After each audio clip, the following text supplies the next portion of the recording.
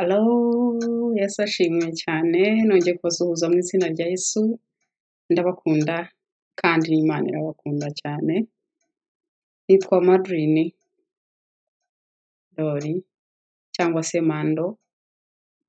Iyi ni video yanjye nkoze ya mbere mu Kinyarwanda, izindi nazikoraga mu Cyongereza, ariko ubu mfite intego ivuga ngo buri video nzajya nyikora mu Kinyarwanda n'Icyongereza kuko ndashaka kurushaho kumvikana na bene data bagenzi banjye wenda baba bumva batabohotse cyane kuba bakumva message yose mu Cyongereza. Kandi nanjye Ikinyarwanda cyanjye ntabwo ari cyiza cyane, ntabwo nkizeye ijana ku rindi, ariko turumvikana. Uyu munsi rero ndashaka kuvuga ku rukundo rw'Imana rutagabanyije. Yes, urukundo rw'Imana rutagabanyije. Twese turabizi ko Imana ari urukundo, ahari urukundo Imana irahaba. Umuntu wese ufite urukundo muri we Imana imutuyemo. Ijambo ry'Imana riravuga ngo uwabyawe n'Imana ni uwo nguwo ufite urukundo, udafite urukundo ntabwo yabyawe n'Imana, ntabwo ari umwana w'Imana. Ndetse no mu mategeko y'Imana irya mbere avuga ngo dukunde Imana n'imitima yacu yose n'ubwenge bwacu n'ibitekerezo byacu byose. Irya kabiri rikavuga ngo ukunde mugenzi wawe nk'uko wikunda. Ni ukuvuga ngo muri ayo ngayo abiri nimwo hakubiye ayandi yose 8, kuko iyo ukunda umuntu nta kibi wamwifuriza. Uyu munsi rero ndavuga ku rukundo rw'Imana rutagabanyije. Turakunda tukanakundwa muri iyi si kuko Imana yashyize urukundo mu mitima yacu ko turi abana bayo, ariko kubera ibintu bitandukanye, ibintu runaka, kimwe, bibiri, bitatu, byinshi, bituma tudakunda ijana ku rindi cyangwa se tudakundwa ijana ku rindi, kubera ko ibyo bintu bihari, bisa nkaho aribwo buzima turimo kandi bitatworoheye cyane kuba twabireka. Ikintu cya mbere rero gituma dutanga urukundo rutuzuye ni akazi. Akazi ni ibintu bisanzwe, twese turabizi tugomba gukora kuko tudakoze ntitwanarya. Tugomba gukora kuko abana bacu bagomba kurya, bagomba kwiga, bagomba kwambara, imiryango yacu natwe ubwacu. Akazi rero gatuma tudakunda abantu nk'uko byakabaye. Ni kenshi tunaniwe gusura abantu, ni kenshi tunaniwe kugera ku bantu, ni kenshi mu rugo n'ingo zacu cyangwa n'abavandimwe bacu, umuntu agukeneye mu gihe runaka wenda ari ku manywa akaba atashobora kukubona kubera yuko uri mu kazi, kandi akazi nako ni ngombwa. Ni ukuvuga ngo rero abantu urabazirikana ukabakunda ku mutima ijana ku rindi, ariko ntube washyira mu bikorwa ijana ku rindi kubera yuko ufite akazi, kandi nako ugomba kugaha umwanya wawo uhagije, ugomba no kugahereza ibitekerezo byawe n'imbaraga zawe. Ikindi kintu cya kabiri gituma abantu babona urukundo rugabanyije, kirashekeje ariko njye nsanga ari ukuri. Natanga urugero rw'umupira. Murabizi ko abagabo bakunda umupira cyane. So iyo Manchester na Arsenal zikina, birashoboka ko abagore benshi barara mu ngo bonyine cyangwa se bagategereza kugeza saa 9 z'ijoro. So haramutse hari ikibazo kivutse cyangwa umugore yumvaga yifuza ko umugabo we yaba ari mu rugo n'abana bakaganira bakamubona uwo mugoroba, nashobora kwihangana bagategereza. Ibyo rero bibaho mu isi. Niba wabyifuza guko ntibikunde, ushobora kumva umutima wawe ubabaye, kumva ariko nyine nta kundi kubera yuko Manchester na Arsenal zakinaga. Ibyo byose bibaho ku isi, ariko bituma tubona urukundo mu gihe runaka twari turukeneye, ntibikunde ko turubona kubera yuko hari umupira. Ikindi kintu ni distance hagati y'abashakanye cyangwa y'abakundana. Hari abantu babaho bari kure y'abandi kubera impamvu z'akazi. Hari nk'abasirikare, mbona ari bo bantu bakunda kuba hirya y'ingo zabo cyane igihe kinini. Ndanabibubahira, Imana ijye ibaha umugisha, barihangana, baritanga, bakorera igihugu. Hari n'abandi bantu batandukanywa bakaba kure y'abo bashakanye nabo kubera amashuri, kubera impamvu z'ubuzima, impamvu zitandukanye cyane. Ugasanga barabona urukundo rw'igice, atari uko imitima y'abakunzi babo ibanga, ahubwo kubera kubura umwanya, kubera kubura igihe, cyangwa se ugasanga umuntu igihugu arimo amasaha yacyo atandukanye n'ayawe. Ibyo nabibonye igihe nabaga kure y'umutware wanjye, amasaha yari atandukanye, yaba akeneye kumvugisha agasanga jyewe ndaryamye ndi mu bitotsi cyane, cyangwa se jyewe amasaha nkeneye kumuvugisha nkasanga nawe agiye kuryama, cyangwa se yampamagara agasanga ndabyutse ndiyo nditegura ndajya mu kazi kandi we ari we mwanya abonye. Ibyo rero nabyo byatumaga numva ntabona attention yuzuye, kubera yuko ntabwo turimo kuvugana nk'uko mbishaka. Iyo utashobora kuvuga ngo umuntu umuhamagara igihe cyose icyo ari cyo umubone, cyangwa se muvugane ari free, wumva hari ikintu kirimo kubura muri wowe, murabisobanukirwa.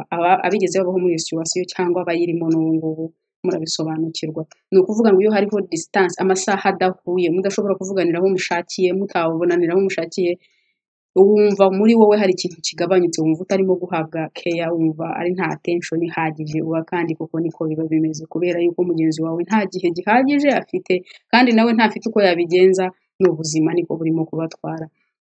Ni ukuvuga ngo rero ikindi kintu kijya gituma wenda umuntu yagira ikibazo mugenzi we ntamwiteho nk'uko yabishakaga, niyo wenda abantu babiri babana batumvikanye, mwagize nk'ikintu mupfa, wenda undi akarakara, mwaba mutarabisetoringa ngo mwongere musubire ku murongo, mwongere muvugane neza, umuntu agakenera wenda hari ikintu ashaka kubaza cyangwa cyihutirwa ashaka ko muvugaho, cyangwa we yumva yarakeneye ko museka mukaganira, ariko ntibibe byashoboka kubera ko wowe warakaye.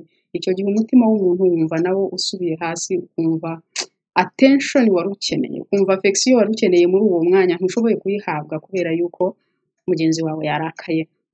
Ariko inkuru nziza imeze ngo hari umuntu utajya urakara ngo abure kutuvugisha, hari umuntu utajya ujya kure mu kazi, hari umuntu utajya ugira amasaha atandukanye n'ayacu, hari umuntu utajya ujya kureba umupira ngo turare mu nzu twenyine, hari umuntu uhoraho iteka ryose ashaka kutuvugisha, yifuza kutuvugisha kuko twebwe tumwifuza, nubwo ahorana irungu kuko tumuvugisha gakeya, ariko we ahora ategereje n'amaboko arambuye.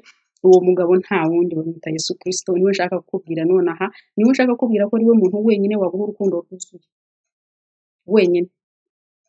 Umugabo wawe baragukunda, umugore wawe baragukunda, abana bawe baragukunda, abavandimwe baragukunda, yes, mu mitima yabo baragukunda ijana ku rindi, ariko mu gushyira mu bikorwa ijana ku rindi ntabwo bibaho, ntibishoboka, kubera isi dutuyemo, kubera ibindi bintu bigomba gukorwa, kubera ibintu byinshi nawe urabizi wakongeraho. Bino navuzeho ni bikeya cyane, ariko ibindi ni byinshi cyane. Muri Yeremiya ibice 31 umurongo wa 20 haravuga ngo, mbese Efurayimu si umwana wanjye nkunda, si umwana ufite igikundiro se? Kuko iteka ryose iyo ngize icyo muvugaho mugaya, ndushaho kumwibuka. Nicyo gituma umutima wanjye umufitiye agahinda, ni ukuri nzamugirira imbabazi, niko Uwiteka avuga. Haleluya. Ese reka nkubaze, ni bantu bangahe muri iyi si bashobora kukuvugaho bakugaya bakarushaho kugukunda? Ntabwo ariko bimeze. Umwana w'umuntu, umutima w'umuntu, niyo ari umuntu usanzwe ugukunda, iyo ari yakugaya ufite icyo wakoze, muri uwo munota uba wabaye mubi, uba ufite ikintu wakoze, uba wamubabaje, bayumva umutima we urakaye, umutima we ubabaye, ntabwo agukunda cyane kubera ko ari ufite icyo wakoze. Oya, uwo munota Satani ashobora no kumwongorera akamubwira byinshi cyane, agasanga n'umutima we ubutekerejeho ibindi bintu bitari byo. Ariko Imana iyo igutekereje, iyo irimo kukugaya, ihita igutekerezaho n'urukundo rukazamuka cyane, noneho kurusha uko rwari rumeze. Yesu ashimwe cyane. Uwo rero niwe muntu wenyine udukunda ijana kuri we. Ubyange cyangwa ubyemere, ariko ukuri niko kumeze. Nta muntu ushobora kugukunda Imana yakuremye, kuko icya mbere yakuremeye mu rukundo. Twari abo kugumiyo tukaguma turi spirits nk'uko Imana yacu imeze, ariko iravuga ngo reka mbareme mbahe umubiri ufatika kugira ngo dukundane jye nabo. Yaduhaye guseka kugira ngo tujye turebana nawe, iyo duseke gusa yishime, ibiremwa byayo binezeze. Iyo Mana rero yadukunze uko nguko, niyo yonyine idukunda mu buryo bwuzuye, kuko ibindi biturangaza bituma tudakunda abantu ijana ku rindi, bituma abantu batadukunda ijana ku rindi, ntabwo Imana yacu bikora, ntabwo biyigera. Ntabwo ijya mu kazi ntibura umwanya, amasaha yayo ahorana n'ayacu, byose biratunganye bimeze neza. Yesu ashimwe cyane. Muri Yesaya 54 reka tuhasome Yesaya 54 umurongo wa 10, umurongo wa 10 uravuga ngo imisozi izavaho n'udusozi tuzakurwaho, ariko imbabazi zanjye ntizizakurwaho, kandi n'isezerano ry'amahoro nagusezeranyije ntirizagukurwaho. Imisozi izavaho n'udusozi tuzakurwaho, ariko imbabazi zanjye ntizizagukurwaho. Iryo ni isezerano rikomeye cyane. Isezerano ry'amahoro nagusezeranyije ntirizagukurwaho. Yesu ashimwe cyane. Ni ukuvuga ngo Imana icyo yagusezeranyije ni icyo. Imana iragukunda, Imana iragukunda cyane. Ntabwo urukundo rw'Imana ruhinduka, ntiruzigera ruva kuri 100 ngo rujye kuri 99. Niyo tuyicumuyeho ireba hirya gusa, ntabwo idusiga, ntabwo iduhana, ntabwo iturekura, ntabwo irakara kuri uwo munota ivuga ngo ndamuretse ndagiye. Oya, ireba hirya, nk'uko muri Yesaya 54 nanone havuga ku murongo wa 7 ngo mbaye nkuretse akanya gato, ariko nzagukoranya nkufitiye imbabazi nyinshi. Mbaye nkuretse akanya gato y'Imana ntabwo isa n'iy'abantu.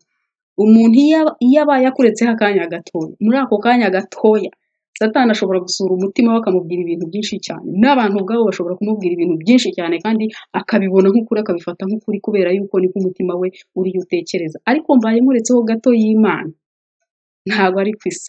Mbaye nkuretseho, Imana ireba hirya. N'umutima ubabaye wakosheje, ibyaha birayinukira, kuko Imana ntabwo ijya ibana n'icyaha.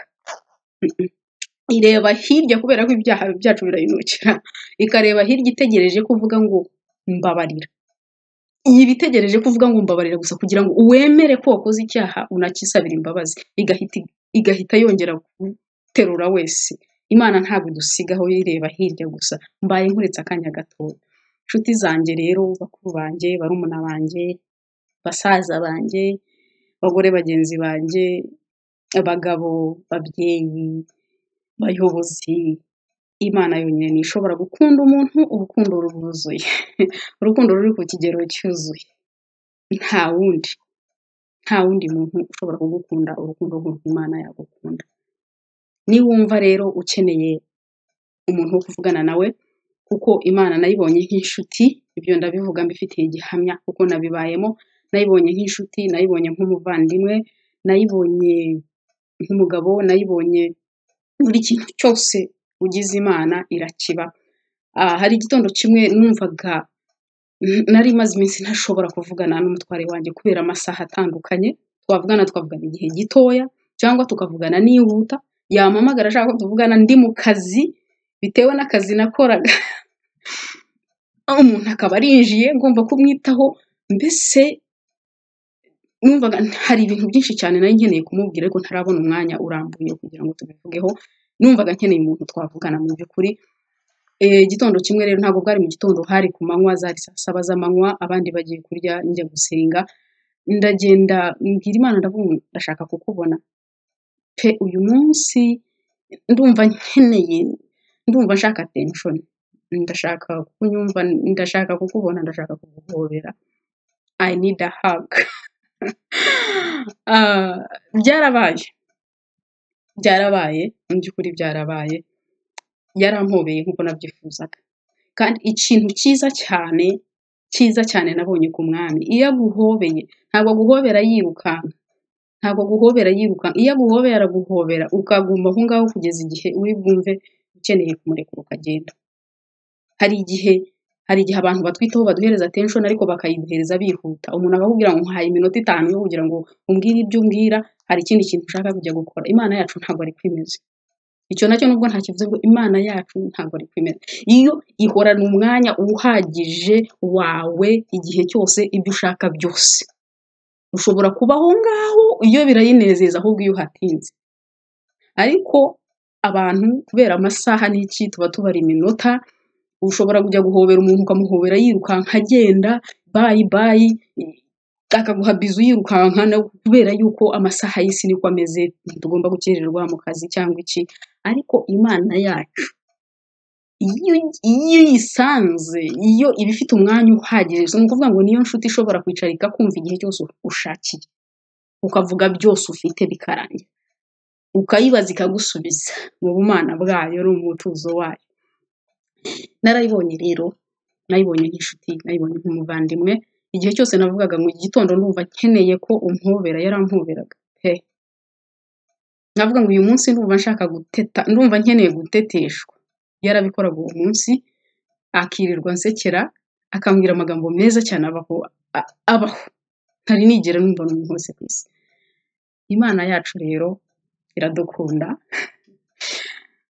yuzuye urukundo n'ubugwaneza.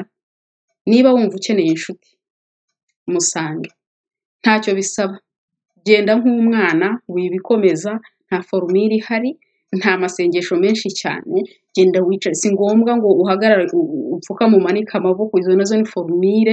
Hari uryama imbere y'Imana, hari n'uwicara akarambya, hari n'ushobora gushyiraho umusego agarambikaho umutwe. Genda imbere yawe imbere y'Imana nk'umwana, uyibwire icyo ushaka, vuga ndagukeneye nk'inshuti, ndagushaka, ndashaka ko unsura, ndashaka ko nganira nawe, ndumva ntabwo ndimo kubona attention yuzuye nkeneye, kandi nta mwana w'umuntu wayimpa, ni wowe Mana yanjye nkunda, ndaje rero. Buri kintu cyose uzasaba uzagihabwa, buri kintu cyose nasabye naragihawe, narakibona. Nagendaga nshaka mvuga ngo uyu munsi nkeneye ko mpobera akampobera. Ntabwo nzibagirwa umunsi bwa mbere muhobeye, nari maze iminsi cyane nshaka kumuhobera, numvaga hari habaye impamvu runaka zatumaga ntahobera abantu uko nari mbikeneye. Hari ibintu byinshi byabayeho, nzabivuga mu yindi video, bituma numva nkeneye umuntu nahobera kuko ntabwo nari nisanzuye ku bandi bantu, ariko uwo muntu ntiyari ahari. Umuntu najya ashoboraga guhobera yari umutware wanjye, yarandi kure cyane, abandi bari abana banje, abana bo barampobera buri gihe, navaga mu kazi bakampobera.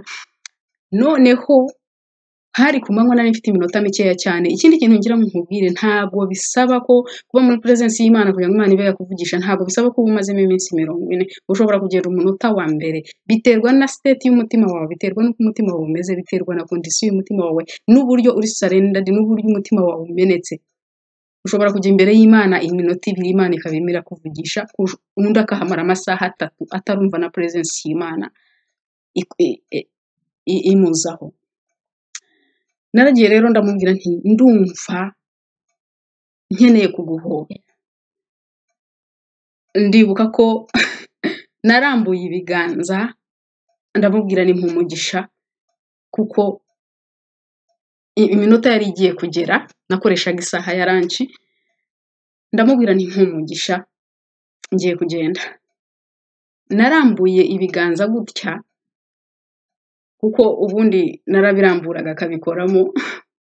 Ndambuye ibiganza, yazanye ibye ampagaze imbere, abifata mu byanjye mera gutya. So niko asoma hano, asoma na hano, akurura gutya ibiganza, ansoma hano ku gahanga. Yagiye kumara kunsoma ku gahanga, agiye niko najyanye amaboko nyanyuza hasi ye, ndayahobera n'imyenda yose, kanzu nini cyane, amaboko naramuhobeye, amaguru nyasiga inyuma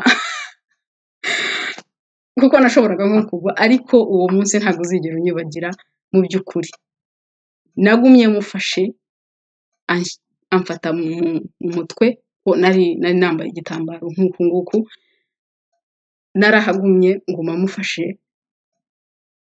Hari ikintu cyavuye kuri jyewe, nongeye kugira guhumurizwa, nongera kumva imbabazi, nongera kumva urukundo, nongera kumva umutima wanjye urakize. Ibyasaga nk'ibindemereye numva biragabanya, numva bivuyeho, nongera kugenda nk'umwana. Iminota mikeya namaze aho, nasubiye ku ntebe yanjye aho nakoreraga akazi, numva ntahari. Inshuti zanjye rero, Imana ni urukundo. Imana yonyine niyo ishobora kudukunda urukundo rwuzuye. Imana niyo yonyine ishobora kugukunda nk'uko ubishaka, niyo ishobora kuguhereza umwanya uhagije, niyo ishobora kukubwira amagambo meza wenda utari wigera wumva ku bana b'abantu. Niyo yonyine idashobora kukurakarira ngo ube yakwima attention, niyo yonyine ishobora kuguma aho ngaho ikaguha umwanya uhagije. Tuyisange rero, tuyifateho, twongere kuyishaka no gushaka kuyimenya, kandi natwe tuyikunde kuko icyo ishaka ntabwo ishaka ibintu byinshi kuri twebwe usibye kuyikunda. Imana yo mu ijuru rero ibahereza umugisha kandi mwakoze kubana nanjye. Shalom.